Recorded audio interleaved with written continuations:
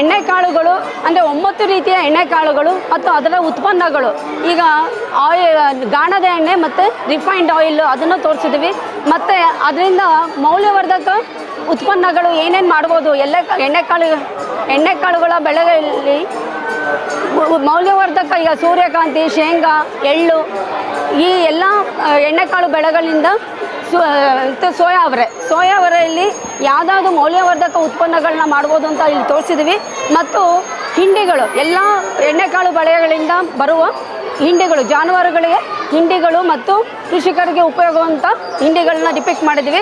ಮತ್ತು ತಳಿಗಳು ಯಾವ್ಯಾವ ಹೈಬ್ರಿಡ್ಗಳು ಈ ಪ್ರಾಯೋಜನ ಅಡಿಯಲ್ಲಿ ಬಿಡುಗಡೆ ಆಗಿದೆ ಅಂತ ಕೂಡ ಇಲ್ಲಿ ಡಿಪಿಕ್ಟ್ ಮಾಡಿದ್ವಿ. ಮತ್ತು ಈ ವರ್ಷ KBSH ಸೂರ್ಯಕಾಂತಿ ಬೆಳೆಯಲ್ಲಿ KBSH 90 ಮತ್ತು KBSH 88 ಅಂತ 2 ಹೈಬ್ರಿಡ್ನ ರಿಲೀಸ್ ಮಾಡಿದ್ದೀವಿ. ಅದನ್ನು ಕೂಡ ನಾವು ಇಲ್ಲಿ ಈ ಡಿಪಿಕ್ಟ್ ಮಾಡಿದ್ವಿ. ಈ ಚಾರ್ಟಲ್ಲಿ ನೋಡಿ ಇದು ಡಿಪಿಕ್ಟ್ ಮಾಡಿದ್ದೀವಿ. ಇದರಲ್ಲಿ ಎಣ್ಣೆ ಅಂಶ ಹೆಚ್ಚಾಗಿದೆ ಮತ್ತು ಇದರ ಭಾಳ ಕಡಿಮೆ ಅವಧಿಗೆ ಕಟಾವು ಬರುತ್ತೆ. ಮತ್ತು ಇದರ ಇಳುವರಿ 1 ಎಕರೆಗೆ 4 ಕ್ವಿಂಟಾಲಷ್ಟು ಇಳುವರಿ.